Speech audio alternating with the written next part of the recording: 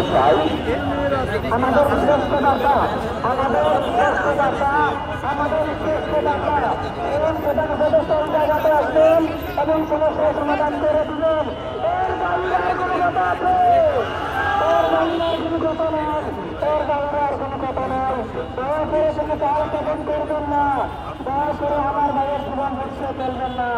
এর বাইরে কোনো কথা হবে না, এর বাইরে কোনো কথা হবে না। এই কথা হচ্ছে স্বয়ং আমাদের মন্ত্রীদের কথা। এর বাইরে যদি কেউ কিছু করেন তাহলে আমরা মন্ত্রীরা তাদের জীবন এই কোনো বিসর্জন দিবে, সেই কাজ আমরা জন্য চেষ্টা করছি। তারা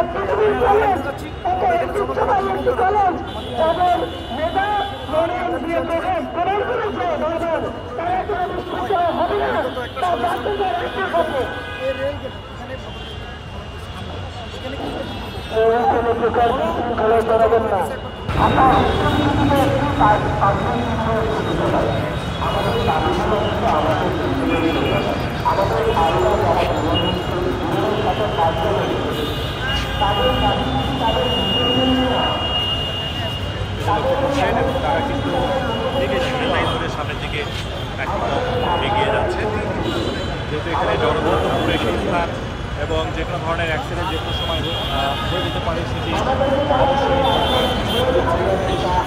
এখনো কিন্তু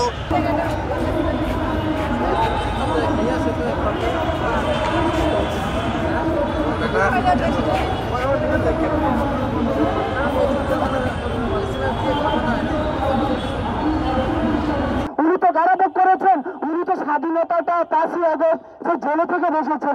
কোথায় বৈষম্য বিরোধী ছাত্র আন্দোলন থেকে তো আমরা আন্দোলন করেছিলাম, কোথায় আজকে সেই রাষ্ট্রের উপদেষ্টাগণ আজকে তারা যে বক্তব্য দিচ্ছে এটা অদায়িত্বশীলতা, দায়িত্বশীলতার কোনো বক্তব্য হতে পারে না। আপনারা জানেন পৃথিবীর বিশ্ববিদ্যালয় হোক না হোক শিক্ষার্থীরা তারা বাচ্চা, আমরা বাচ্চার মতন, আপনারা অভিভাবক, আমরা দাবি করতেই পারি।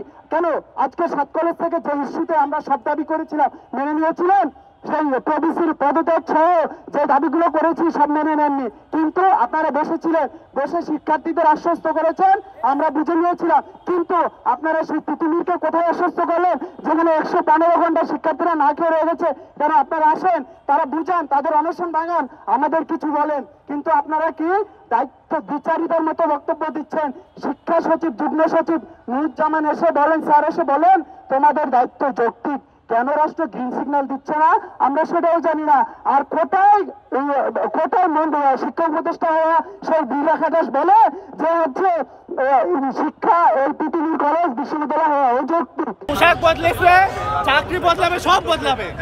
এখনো শেখার আছে ছাত্রদের কাছ থেকে, ছাত্ররা কি করতে পারে কি না পারে এখনো শেখার আছে। এখনো শিক্ষা নিন ছাত্রদের কাছ থেকে। এখনো বলছি এই হাসিনার প্রেতাত্মা এখনো রয়ে গেছে এদের মধ্যে।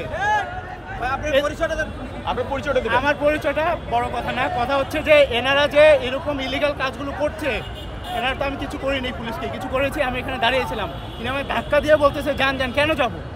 এরা আন্দোলন করতেছে, এদের আন্দোলনের যুক্তি আছে, না হলে তো ওরা এখানে বসতে পারতো না। তাহলে উনি কেন আমাকে ধাক্কা দিবে?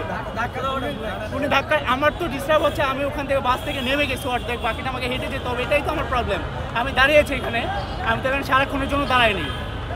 ওরা আন্দোলন করছে, ওদের জন্য ওরা করছে, সেখানে আপনাদের তো কোনো প্রবলেম হচ্ছে না। যে বিহেভটা করেছে কোনো কন্ট্রোল ছিল না।